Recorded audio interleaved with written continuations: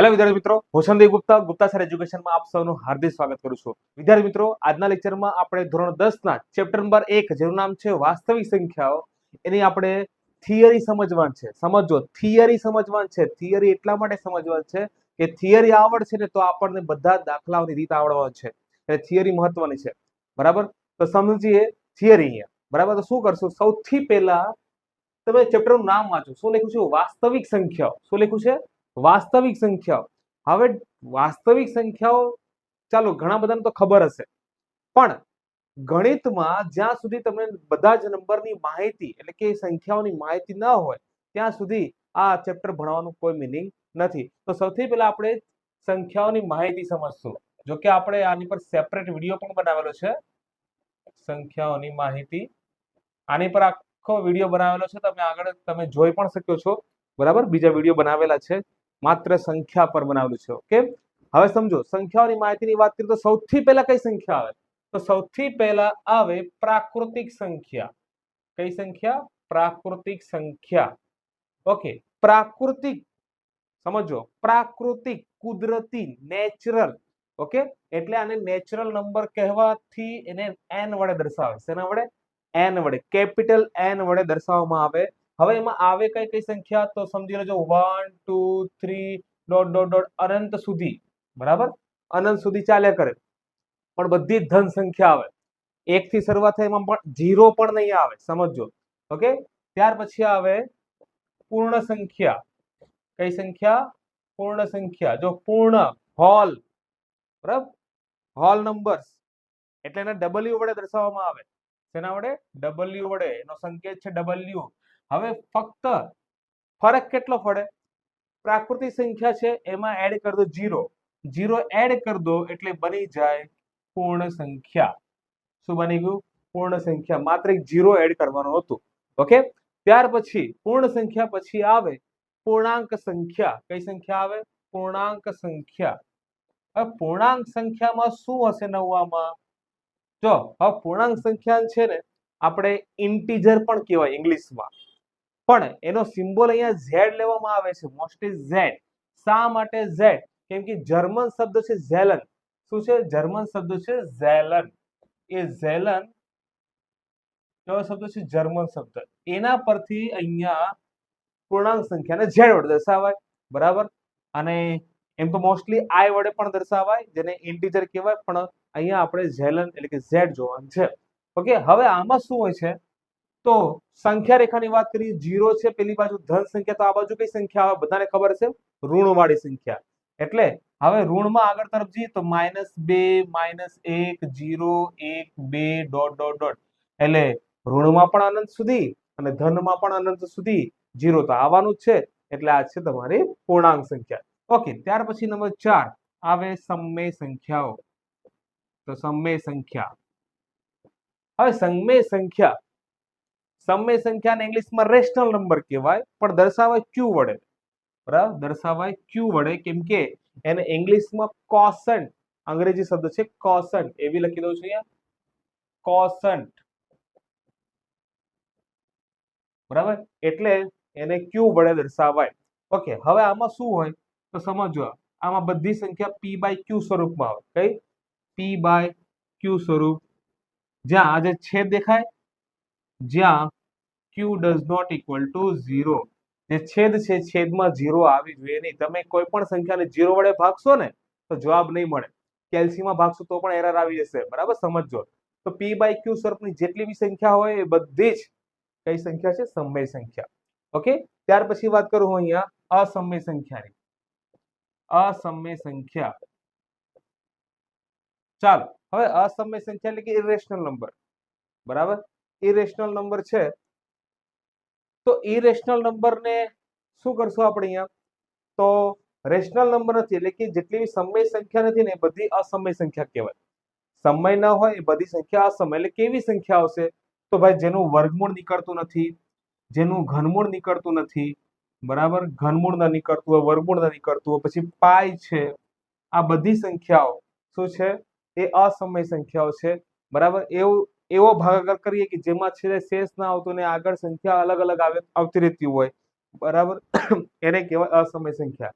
બરાબર, વર્ગમૂળ ન કાઢી શકતા હો, ઘરમૂળ ન કાઢી શકતા હો, પાય ની વેલ્યુ તમને ખબર છે 3.14, પછી ચાલ્યા જ કરે, ચાલ્યા અનંત સુધી ચાલ્યા કરે, એટલે બધી અસમય સંખ્યા છે. બરાબર, ઓકે. ત્યાર પછી લાસ્ટ જે આપણું ચેપ્ટર નું નામ છે વાસ્તવિક સંખ્યાઓ. શું? વાસ્તવિક સંખ્યા. તો વાસ્તવિક સંખ્યામાં શું હશે? તો ભાઈ એમાં સમય સંખ્યા પ્લસ અસમય સંખ્યા, બધી સંખ્યા આવી જાય. સમય સંખ્યા પ્લસ અસમય સંખ્યા, બધી સંખ્યાઓનો સમાસ વાસ્તવિક સંખ્યામાં આવી જાય. ઓકે, એટલા માટે વાસ્તવિક સંખ્યા છે ને બધા જ જેટલા બી સંખ્યાઓ છે ને બધાના શું છે? દાદા, પિતા, જે કયો ઘરના વડીલ છે એ બધી સંખ્યા આવી જાય છે. ઓકે, જરા અહીંયા જો ફરીથી પ્રાકૃતિક હતું એમાં 0 એડ કર્યા, -1 એડ કર્યા, બરાબર, પછી p બાય q સ્વરૂપ, એટલે કે એક પછી એક સંખ્યા શું છે ખબર? એક ની અંદર એક એડ થતું જાય છે. આની અંદર છે, બરાબર, પછી આની અંદર છે, પછી આ બંને આની અંદર છે, પછી આ, હા પણ આ જોજો અસમય અલગ છે પાછું. હવે અસમય ક્યાં છે? અસમય સમય બંને એ વાસ્તવિક ની અંદર છે. એટલે એ જોઈ લેજો કઈ રીતે સિક્વન્સ બને છે. આને અલગ રાખજો, આખી અલગ જ વસ્તુ છે. બરાબર, અસમયે આખી અલગ વસ્તુ છે. ઓકે, તો આટલી વસ્તુ આપણે ધ્યાનમાં રાખવાની છે. આ વસ્તુ તમે ધોરણ 9 માં પણ શીખી ગયા છો એટલે તમને ખબર જ હશે. ઓકે, હવે આપણે વાત કરશું અવિભાજ્ય સંખ્યા અને વિભાજ્ય સંખ્યા વિશે. ચાલો જોઈએ આપણે અવિભાજ્ય સંખ્યાઓ. ચાલો હવે સમજો અવિભાજ્ય સંખ્યા કોને કહેવાય. બરાબર, સમજો અવિભાજ્ય સંખ્યા કોને કહેવાય. તો જે સંખ્યાને માત્ર બે જ અવયવ હોય, જે સંખ્યાને માત્ર બે જ અવયવ હોય તેવી સંખ્યાને શું કહેવાય? અવિભાજ્ય સંખ્યા કહેવાય. હવે તમને એક્ઝામ્પલ આપી દઉં છું. ફોર એક્ઝામ્પલ સમજો શું આવશે? સમજો અહીંયા 2 છે, 2 ના ભાગ પાડો તો જે સંખ્યાને માત્ર બે જ અવયવ, 2 ના ભાગ પાડો તો 2 એકા 2. બરાબર, હવે બે જ અવયવ કયા કયા હોય એ ખાસ મહત્વનું છે. બરાબર, તો બે અવયવ જે છે એમાંથી એક અવયવ તો એ સંખ્યા પોતે જ હોય અને બીજો એક હોય. બરાબર, આનાથી વધારે નહીં. એ સંખ્યા પોતે અને એક હોય એવી સંખ્યાઓ જેટલી બી છે એ બધી જ શું છે? અવિભાજ્ય સંખ્યા છે. ત્યાર પછી વાત કરું 5, તો 5 એકા 5, એમાં પણ એક આવે છે અને એ સંખ્યા પોતે આવે છે. બરાબર, આનાથી વધારે કોઈ ભાગ પડતા નથી. એટલે માત્ર ને માત્ર બે જ અવયવ પડતા હોય એ બધી સંખ્યાઓ શું છે? અવિભાજ્ય સંખ્યા છે. ઓકે, ત્યાર પછી આવે છે અહીંયા વિભાજ્ય સંખ્યા. વિભાજ્ય સંખ્યાઓ પેલા તો તમને એકવાર ક્લિયર કરી દઉં કે અવિભાજ્ય અને વિભાજ્ય કોઈ એકી સંખ્યા બેકી સંખ્યા નથી હો. સમજજો અહીંયા. હવે આજ વ્યાખ્યા શું કરશું? જે સંખ્યાને બે થી વધારે અવયવ હોય તેવી સંખ્યાને વિભાજ્ય સંખ્યા કહેવાય. શું? વિભાજ્ય સંખ્યા કહેવાય. હવે જોઈએ, તમને સમજાવું છું, એક્ઝામ્પલ આપું છું. જેમ કે 4 ના ભાગ પાડીએ તો કયા કયા ભાગ પડે? તો ભાઈ એક તો 4 ગુણ્યા 1, 4 એકા 4 થાય. બીજું 2 ગુણ્યા 2, 2 દુ 4 થાય. તો આના અવયવ કયા કયા આવ્યા? અવયવ જરા જુઓ તો કયા કયા છે? તો 1 પછી 2 તો 2 વાર છે એટલે એક જ વાર લેશું. 1 2 અને 4, 1 2 અને 4, એના અવયવ આપણી પાસે શું? 1 2 4. 2 થી વધારે અવયવ મળ્યા આપણને. હજી એક્ઝામ્પલ લઈએ આપણે 6 લઈએ તો 6 એકા 6, 2 ગુણ્યા 3, 2 તારી 6. ઓકે, તો અવયવ કયા કયા આવ્યા? તો અવયવ છે 1 2 3 6. આમાં પણ 2 થી વધારે અવયવ છે અને આમાં પણ 2 થી વધારે અવયવ છે. ઓકે, તો આ બંને સંખ્યાઓ વિભાજ્ય સંખ્યા છે. ફરીથી, જો માત્ર 2 જ અવયવ હોય તો એ અવિભાજ્ય, 2 થી વધારે અવયવ હોય તો વિભાજ્ય. આ વસ્તુ મગજમાં બેસાડી લેવાનું છે. ઓકે, હવે થોડાક અહીંયા આપણે નોંધ જે છે સમજશું. આપણે જરા વ્યવસ્થિત જોઈ લેજો. આ બધું નોંધ લખાવું છું છે. ચાલો, તો સૌથી નાની અવિભાજ્ય સંખ્યા, સૌથી નાની અવિભાજ્ય સંખ્યા તો કઈ આવશે? સૌથી નાની અવિભાજ્ય સંખ્યા તો 2. સૌથી નાની અવિભાજ્ય સંખ્યા 2. સૌથી નાની વિભાજ્ય સંખ્યા કે ભાગ પાડવાનું શરૂઆત થાય તો ક્યાંથી? તો 4 થી. તો સૌથી નાની વિભાજ્ય સંખ્યા 4. હવે વાત આવી 1 ક્યાં ગયો? તો 1 એ અવિભાજ્ય કે વિભાજ્ય સંખ્યા નથી. એટલે કે શું છે? તટસ્થ સંખ્યા અથવા તો વિશિષ્ટ સંખ્યા કહેવાય.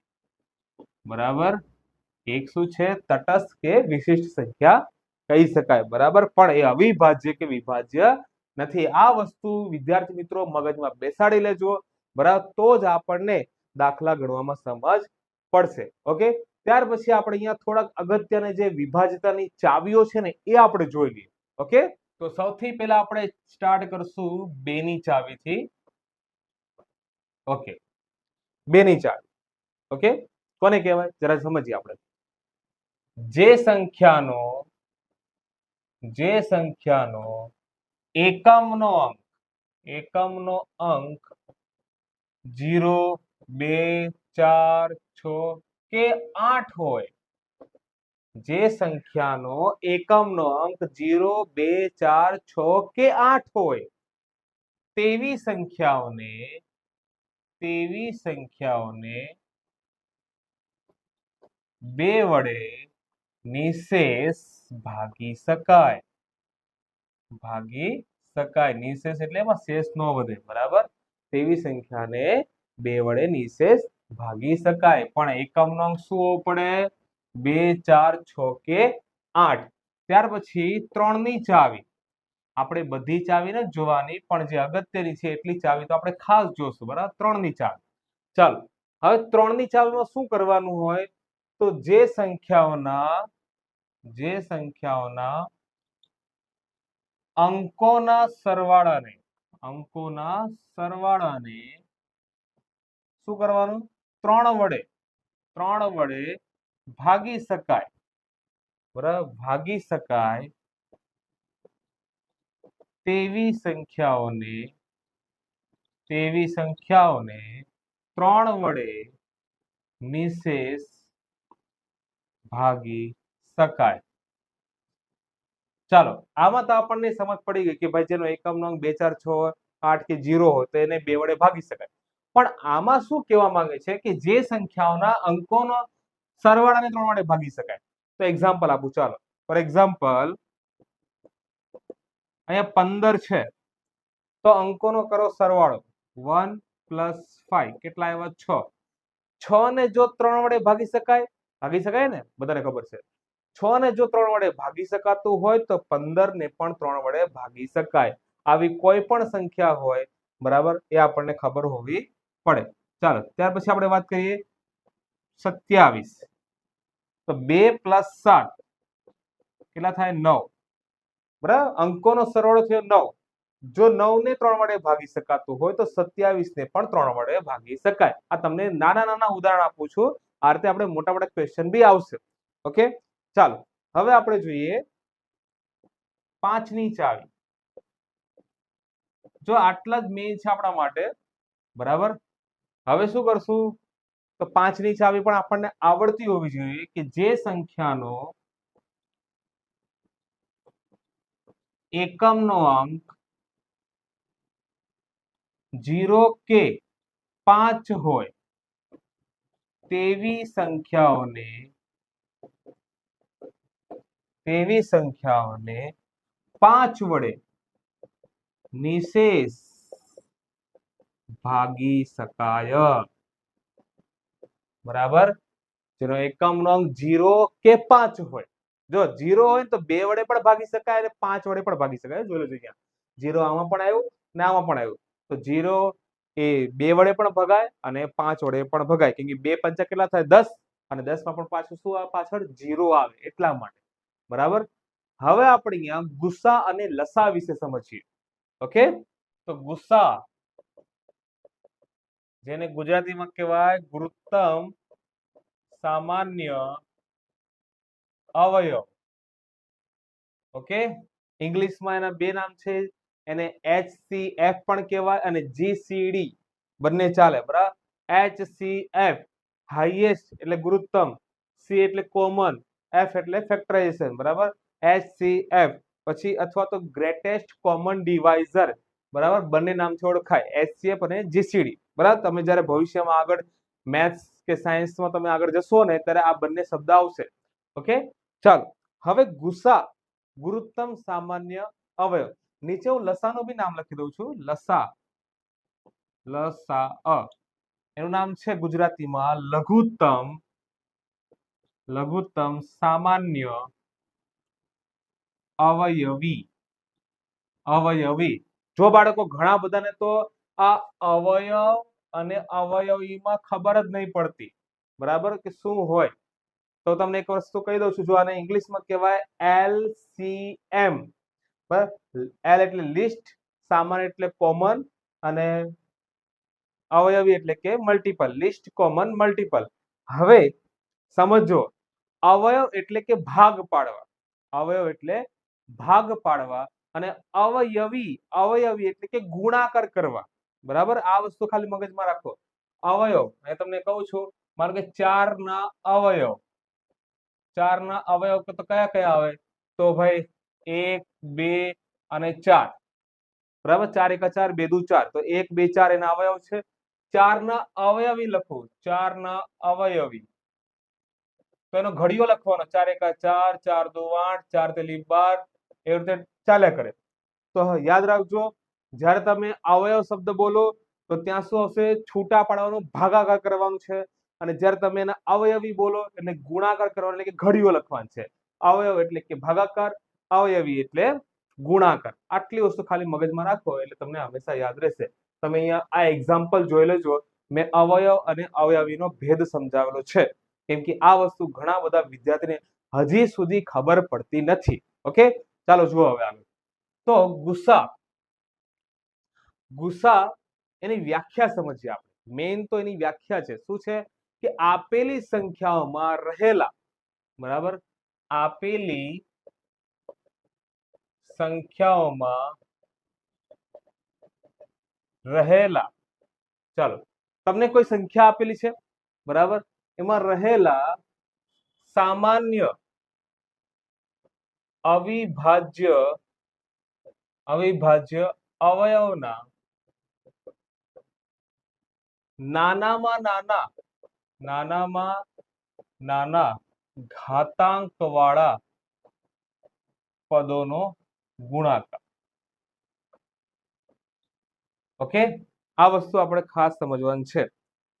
તમને કોઈ બે સંખ્યા આપેલી છે, હું તમને એક્ઝામ્પલ બી આપું છું, જરા સમજો. એક્ઝામ્પલ થી વધારે ખ્યાલ આવશે આપણને કે આપણે ગુસા મેળવવાનો છે તો શું કરશું. ઓકે, માની લો કે તમને અહીંયા 4 અને 6 આપેલું છે અને આનો ગુસા મેળવવાનો છે. 4 અને 6 નો ગુસા. તો શું કરશું આપણે? તો 4 ના ભાગ પાડો તો 1 ગુણ્યા 2 ગુણ્યા 2, એટલે આને 2 દુ 4, 4 એકા 4, એટલે લખાશે આ રીતે 1 ગુણ્યા 2 નો વર્ગ. કેમ કે 2 કેટલી વાર છે? 2 વાર છે. એ રીતે 6 ના ભાગ પાડો તો 6 ના ભાગ પાડી તો 1 ગુણ્યા 2 ગુણ્યા 3. ઓકે, 3 દુ 6, 6 એકા 6, તો અહીંયા આવશે. સિમ્પલ આમ જ રહેશે, આનું કઈ કરવાનું નથી. ઓકે, હવે શું લખ્યું? જુઓ, આપેલી સંખ્યાઓમાં રહેલા સામાન્ય અવિભાજ્ય અવયવ. ચલો, બંનેમાં સામાન્ય અવિભાજ્ય અવયવ કયો છે? તો અહીંયા 2 દેખાય છે, 2 નો વર્ગ દેખાય છે. ઓકે, પણ હજી આગળ વાંચો. અવિભાજ્ય અવયવ, સામાન્ય અવિભાજ્ય અવયવના નાનામાં નાના ઘાતાંક વાળા પદોનો ગુણાકાર. ઓકે, તો તો જે સામાન્ય છે 2 અને 2 નો વર્ગ છે, પણ એમાં નાનામાં નાનો ઘાતાંક કોણ છે? તો ભાઈ 2 છે. ઓકે, તો એમાં પદોનો ગુણાકાર, તો એમાં એક તો 1 દેખાય છે અને કોણ દેખાય છે? 2. તો 1 ગુણ્યા 2 એટલે જવાબ કેટલો હશે? 2 એકા 2. મોસ્ટલી 1 ને લેવાની જરૂર નથી, પણ જ્યારે બીજી બી કોઈ સંખ્યા હોય ને, બરાબર, બંનેમાં કોમન હોય, ત્યારે બંનેનો ગુણાકાર લેવામાં આવે. 1 તમે ન લો તો બી ચાલે, એની કોઈ જરૂર નથી. ઓકે, તો આ રીતે આપણે ગુસા મેળવવાનું હોય છે. બરાબર, કોઈ પણ બીજી સંખ્યા તમે આપણે જ્યારે દાખલા ગણશો એટલે તમને વધારે ખ્યાલ આવશે. ચાલો, હવે સેમ વસ્તુ લસા. હવે લસાની તમારી વ્યાખ્યા શું છે જરા જોઈએ. તો સેમ વસ્તુ આના જેવી છે. આપેલી સંખ્યાઓમાં રહેલા, ચાલો, હવે આપેલી સંખ્યાઓમાં રહેલા, અહીંયા સામાન્ય શબ્દ હતું તો અહીંયા કોઈ સામાન્ય નહીં આવશે. અહીંયા બધા જ અવિભાજ્ય અવયવોના ચાલો, હવે એમાં શું કરશું આપણે? બધા જ અવિભાજ્ય અવયવોના મહત્તમ ઘાતાંક વાળા પદોનો ગુણાકાર. અહીંયા નાનામાં નાનું હતું તો અહીંયા આવશે મહત્તમ ઘાતાંક વાળા પદોના ગુણાકારને શું કહેવાય? લસા કહેવાય, લઘુત્તમ સામાન્ય અવયવી કહેવાય. આનું પણ એક્ઝામ્પલ આપણે જોઈ લઈએ. આ જ લઈએ આપણે 4 અને 6 ની જ વાત કરીએ. તો એક્ઝામ્પલમાં લઈએ 4 અને 6, તો 4 અને 6. દાખલામાં તો આપણે મોટા મોટા જોશું જ, પણ અત્યારે સિમ્પલ આપણે ઉદાહરણ જોઈએ. તો 4 ના તો અહીંયા ભાગ પડ્યા જ છે આપણે. તો 4 છે તો કોણ કોણ છે અહીંયા? તો 4 માં 1 ગુણ્યા 2 નો વર્ગ અને 6 છે તો 1 ગુણ્યા 2 ગુણ્યા 3. ચાલો, આનો આપણે મેળવવાનો છે લસા. કઈ રીતે મળશે જરા જો. હવે શું જોવાનું છે કે ભાઈ આમાં જેટલી બી સંખ્યા છે બધી જ લઈ લેવાની છે. ઓકે, લખ્યું છે બધા જ અવિભાજ્ય અવયવો લઈ લેવાના છે. તો 1 છે, પછી 2 છે, 3 છે. પણ એક વસ્તુ જો શું લખ્યું છે? મહત્તમ ઘાતાંક વાળા પદો. બધા જ અવિભાજ્ય અવયવ તો લેવાનું છે, પણ એમાં મહત્તમ ઘાતાંક વાળું પદ લેવાનું છે. તો અહીંયા 2 નો વર્ગ છે ને 2 છે, તો આમાં મહત્તમ ઘાતાંક કોની છે? 2 નો વર્ગ. તો આપણે 2 નો વર્ગ લેવાનો છે, 2 ને લેવાનું નથી ખાલી. બરાબર, તો લસામાં શું કરવાનું છે? બધી સંખ્યા લઈ લેવાની, પણ એમાં જે મોટી ઘાત છે એ જોવાની. બરાબર, અને પછી બધાનો ગુણાકાર. તો શું થાય જરા જો. 2 નો વર્ગ 4, 4 તેલી 12. ઓકે, તો લસા આપણને કેટલો મળ્યો? 12 મળ્યો. ગુસા કેટલો મળ્યો? 2. ગુસામાં ફરીથી એમાં બંનેમાં કોમન હોવા જોઈએ, અને નાની ઘાત હોવી પડે. બરાબર, નાની ઘાત કોની જોઈએ? 2 નો વર્ગ છે ને 2 છે, બંનેમાં નાની ઘાત કોણ છે? તો 2. બરાબર, જવાબ આવશે 2. પછી લસામાં શું કરવાનું? બંનેમાં જેટલા બી સંખ્યા છે બધા જ લખી નાખવાના, પણ યાદ રાખવાનું જે કોમન છે ને એમાં મોટી ઘાત વાળી હોવી પડે. બરાબર, આમાં નાની ઘાત હતી, આમાં મોટી ઘાત જોવાની છે, પણ આમાં બધી સંખ્યા લખવાની. આમાં માત્ર કોમન હોય ને સામાન્ય એ જ લખવાનું છે, બાકીના લખવાના નથી. તો હજી આપણે આનું જે મેઇન જે આપણું સૂત્ર છે, ફોર્મ્યુલા છે એ જોવાનું છે. તો કોઈ પણ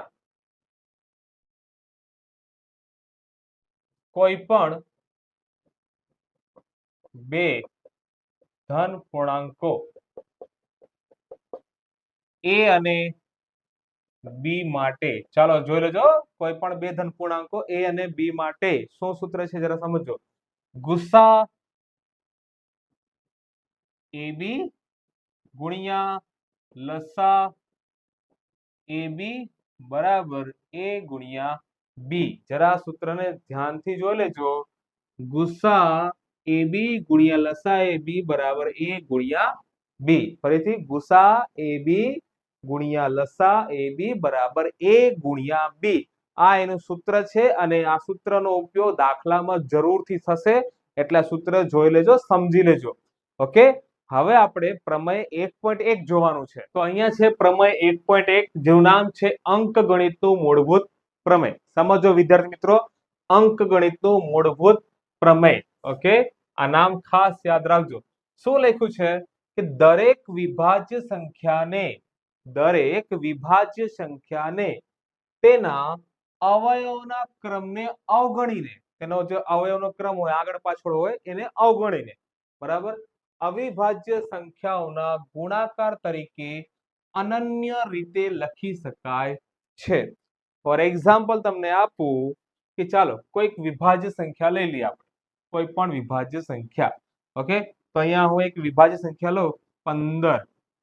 જરા સમજો, 15. 15 શું છે? વિભાજ્ય, કેમ કે એના ભાગ પડે છે, ભાગ પડે તો વિભાજ્ય છે. હવે એના ભાગ પાડો તો 3 ગુણ્યા 5, 3 પંચા 15. ભાગ પાડ્યા તો કઈ સંખ્યા મળી? વિભાજ્ય કે અવિભાજ્ય? તો ઓબ્વિયસલી અવિભાજ્ય છે, બરાબર. 3 અને 5 બંને અવિભાજ્ય સંખ્યા છે.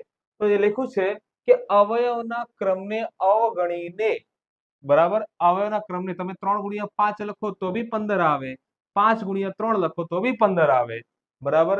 એ અવિભાજ્ય સંખ્યાઓના ગુણાકાર તરીકે અનન્ય રીતે લખી શકાય છે. અને બીજી, બરાબર, બીજી કોઈ રીત નથી. તમે આ જ રીતે લખી શકો, બીજી કોઈ રીતે લખી શકતા નથી. એટલે કે યુનિક રીત છે, અનન્ય રીતે લખી શકાય, બરાબર. ચાલો ત્યાર પછી હજી એક ઉદાહરણ લઉં છું. 20. 20 ના ભાગ પાડો તો શું આવશે? 2 દુ 4, 4 પંચા 20, એટલે કે 2 નો વર્ગ ગુણ્યા 5. તો 2 અને 5 એ બંને શું છે? અવિભાજ્ય સંખ્યા છે. ઓકે, 2 અને 5 અવિભાજ્ય સંખ્યા છે. તમે એને ગમે ત્યાં ઉલટ પુલટ લખો તો પણ તમારો જવાબ ગુણાકાર કરવાથી જવાબ શું આવશે? 20 જ આવશે, બરાબર. તો આપણને એ જ વસ્તુ સમજાવે છે કે દરેક વિભાજ્ય સંખ્યાને તેના અવયવોના ક્રમને અવગણીને અવિભાજ્ય સંખ્યાઓના ગુણાકાર તરીકે અનન્ય રીતે લખી શકાય છે. ઓકે, હવે આપણે જોઈએ પ્રમેય 1.2, જે સૌથી અગત્યનો પ્રમેય છે આપણા માટે, બરાબર, ખાસ કરીને સ્ટાન્ડર્ડ મેથ્સ માટે. તો ચાલો આપણે જોઈએ પ્રમેય 1.2. શું લખ્યું છે? ધારો કે p અવિભાજ્ય સંખ્યા છે. સમજો, p એક અવિભાજ્ય સંખ્યા છે કોઈ પણ. અહીં એક્ઝામ્પલ લઈ લઉં છું. ચાલો એક્ઝામ્પલ 3. 3 શું છે? અવિભાજ્ય સંખ્યા છે. હવે શું? ધન પૂર્ણાંક a માટે, સમજો, ધન પૂર્ણાંક a માટે a સ્ક્વેર એ p વડે વિભાજ્ય હોય તો એ પણ p વડે વિભાજ્ય થાય. હવે a સ્ક્વેર એ p વડે ભાગી શકાતું હોય તો એને પણ p વડે ભાગી શકાય. ફોર એક્ઝામ્પલ તમને કહું કે અહીંયા કોઈ એક એવી સંખ્યા, ફોર એક્ઝામ્પલ 81. ચાલો 81 શું છે? 9 નો વર્ગ છે. શું છે? 9 નો વર્ગ.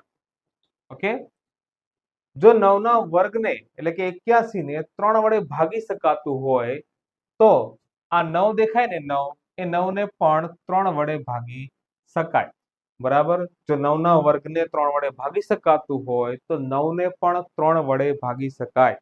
ઓકે, હજી એક એક્ઝામ્પલ લઈએ કે 5. ઓકે, 5 છે અહીંયા. તો 5 માટે વાત કરીએ તો 5 નો વર્ગ કોણ આવે? 25, બરાબર. તો આ 5 નો વર્ગ, જો 5 નો વર્ગ 25, બરાબર. 25 ને જો 5 વડે ભાગી શકાતું હોય તો 25 નો વર્ગમૂળ કોણ? તો 5. તો આ 5 ને પણ 5 વડે ભાગી શકાય, બરાબર. આ વસ્તુ આપણે ખાસ સમજવું. એ જ વસ્તુ, જો a સ્ક્વેર ને p વડે ભાગી શકાતું હોય તો a ને પણ p વડે ભાગી શકાય. એ જ વસ્તુ કીધું. જો 81 ને 3 વડે ભાગી શકાતું હોય તો 81 નું વર્ગમૂળ એટલે કે a કોણ આવશે? 9. 9 ને પણ 3 વડે ભાગી શકાય. આ જ વસ્તુ આપણને કોન્સેપ્ટ આપેલું છે. બસ આટલી જ વસ્તુ આપણે આ ચેપ્ટરમાં શીખવાનું છે. પછી બાકીનું બધું જ સહેલું છે આમાં, બરાબર. બહુ સહેલું ચેપ્ટર છે, બરાબર. માત્ર 2 સ્વાધ્યાય કરો એટલે પૂરા માર્ક્સ મળી જાય આપણને. અને બંને સ્વાધ્યાય એકદમ સહેલા છે. એટલે વિદ્યાર્થી મિત્રો, આ ચેપ્ટર તમને ખાસ આવડતું હોવું જોઈએ. તો વિદ્યાર્થી મિત્રો, આશા રાખું છું કે બધાને જ આ થિયરીમાં સમજ પડી ગઈ હશે, બરાબર. ખૂબ જ સહેલી રીતે સમજાવી છે. છતાં પણ તમને ક્યાંય ડિફિકલ્ટી હોય, સમજ ના પડી હોય તો તમે કોમેન્ટમાં લખી શકો છો. તમને આન્સર જરૂરથી આપીશ. ઓકે, અને આ જ રીતે બીજી થિયરી જોવા માટે અમારા વિડીયોને લાઈક કરવાનું છે, શેર કરવાનું છે, સબસ્ક્રાઇબ કરવાનું છે. જેને બાકી છે એ લોકોને ખાસ મોકલજો. તમારા મિત્રો ઘણા બધા છે. હા, મને ખબર છે કે તમે લોકો બીજા બધા બી ઘણા બધા વિડીયો જોતા હો છો, બરાબર. પણ તમારે હજી વધારે સારી રીતે અને સહેલી રીતે શીખવું હોય તો તમારે સબસ્ક્રાઇબ તો કરવું જ પડશે, બરાબર. તો ચાલો મળીએ આપણે નેક્સ્ટ વિડીયોમાં. ત્યાં સુધી દરેકને જય હિન્દ, જય ભારત.